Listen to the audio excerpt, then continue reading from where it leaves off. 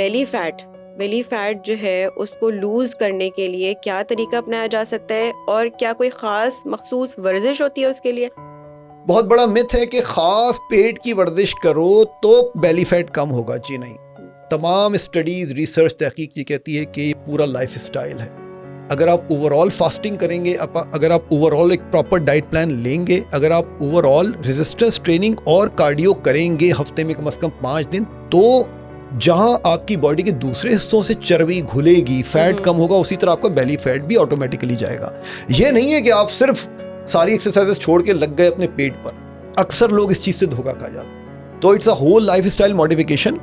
और अगेन, मखसूस वक्त में खाएं, इंटरमिटेंट फास्टिंग करें, 3 के बजाय 2 मील लें, सर्टेन फूड्स खाएं जिससे मेटाबॉलिज्म फास्ट होता है, रेजिस्टेंस ट्रेनिंग करें, वर्कआउट करें, कार्डियो करें, और नींद 7 घंटे की लें, क्योंकि कॉर्टिसोल जब कम सोते हैं आपका स्ट्रेस हार्मोन बढ़ेगा जिससे आपका बेली फैट निकलता है।